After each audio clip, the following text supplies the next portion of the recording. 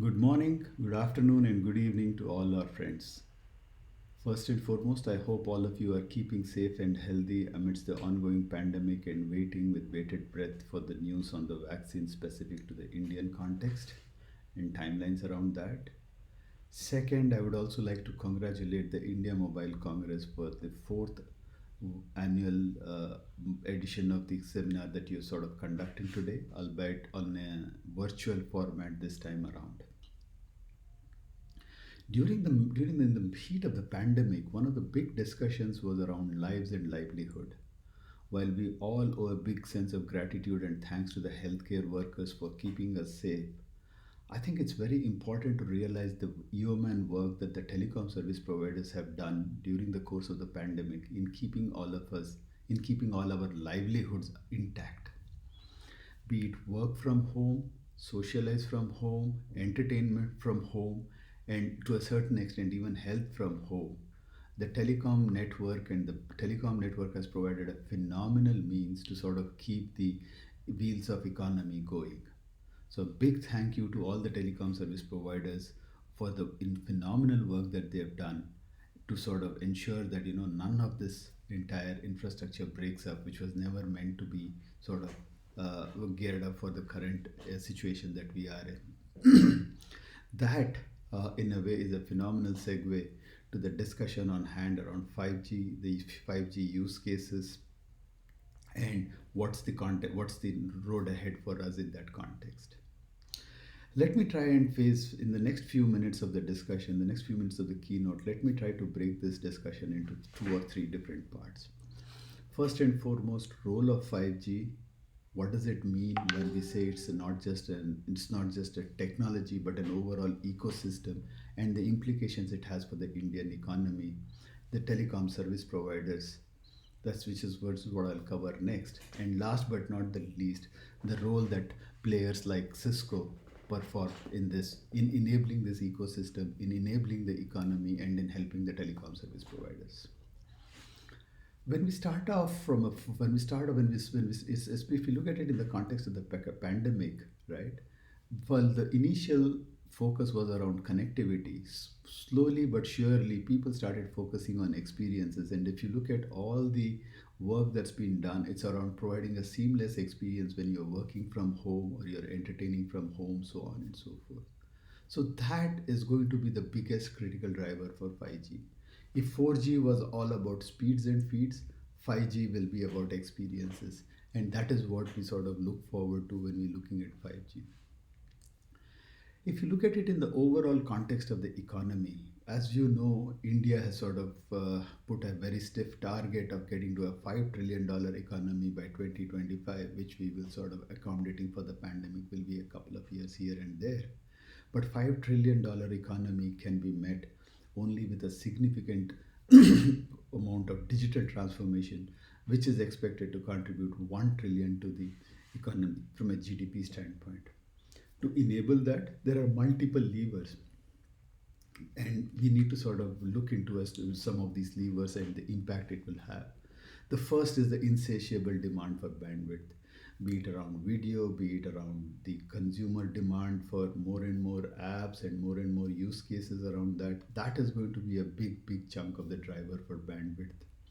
The second is the industry and the newer use cases, be it around IoT, be it around contactless work, so on and so forth. So that is going to be a big chunk, and that by itself we expect to be a 10 to $20 billion IoT industry, for which for which it has got an implications on the entire ecosystem of the industries that they work on. The third very important part of it is the infrastructure that is required to sort of build this 5G ecosystem, and the spend on that infrastructure, which will have a cascading impact on the GDP of the country. First and foremost is the fiberization of the towers. As you know, India does not have a huge fiber backbone, and that needs to be expanded significantly. And that requires a lot of investment, and 5G requires that as a sort of a starting point, if you will, to sort of make that investment. The second is the need for data centers, which were predominantly earlier on monolithic, huge data centers, now sort of shifting more and more towards the edge to cater to the use cases, specifically around video on demand, latency, so on and so forth. That is a huge driver by itself, right? I mean, to from a position where everyone wants to sort of have data centers at the edge, and that by itself requires a huge amount of investment. So, from a consumer standpoint, the insatiable demand for bandwidth. From an industry standpoint, IoT and all of the contactless experiences and the new normal, creating more and more use cases with the foundation of a robust infrastructure in form of edge data centers, in the form of fiberization. All of this requires a significant amount of capital and will sort of help improve the industry, will sort of help the country get to the $5 trillion GDP with 1 trillion coming from digital transformation. Last but not the least, on this, the biggest spender, which is government and the Make in India, the digital initiatives which the government is sort of embarking upon, should be a critical enabler for the overall industry. What does this have for the telecom service providers in terms of demand, in terms of affordability, in terms of the ARPU, which are, and for them to make a reasonable return on their investment? If you look at the telecom service providers today, almost 75 to 80% of the revenues come from the consumer side of the house.